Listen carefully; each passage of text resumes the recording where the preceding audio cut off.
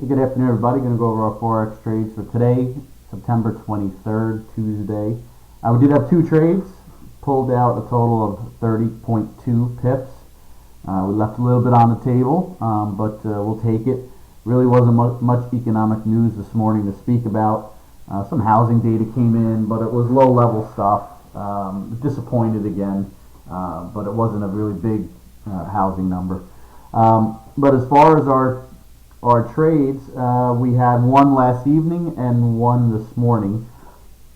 We'll go over to one from last evening first. It was in a Canadian dollar to Swiss franc. We were short this 0.85077. That's pretty much where the signal came out. We put it all on at one shot. Only reason being, it was right near the figure. You know our feeling on the figure. So instead of piecing in, we just go right in. Figuring maybe hopefully we could cover somewhere around the figure, pick up 7, 8, 9 pips, something like that. We viewed it more as a quick scalp compared to more of a swing trade. And you can see what it did. It came right down to the figure. It broke it by 4 or 5 pips, whatever. We covered 0.85004 just ahead of the figure, picked up 7.3 pips. And then overnight it tried to bounce, and it bounced up about right around that 0.8525 level, 30 level, and then finally sold off this morning. So here it is now, 0.84825. So if you're still in this thing, you're up. What are you up here? 15. You got 25 to 30 pips that you're up here if you're still in it. So. We weren't going to take that chance. We went in all at once, like I said, instead of piecing in, figuring we can. If it doesn't work out for us, we'll risk what we would normally risk on 2/3 of the position. A smaller amount of pips, 20, 25, 30 pips, something like that. And then a third of the position we would be risking what we would normally be risking, the average true range, or or what the signal shows to use as a risk. So 80, 90, 100, 150 pips, something like that on a third.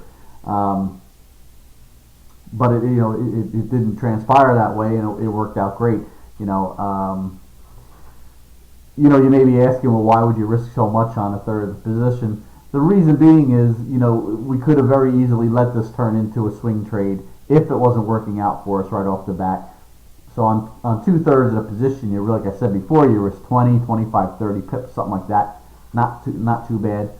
And that first third or a third of the position, if we risk 80, 100 pips, 150 pips, at least it gives it time to work its way and form a trend.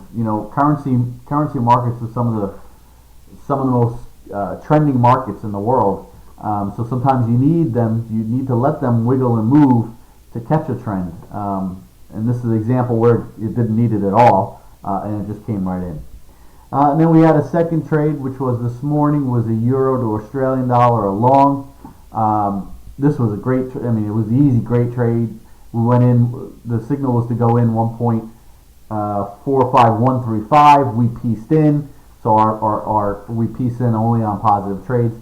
So our cost a little bit higher, 1.45177, as you see there. Went right in our favor. We should have probably pieced out of this thing.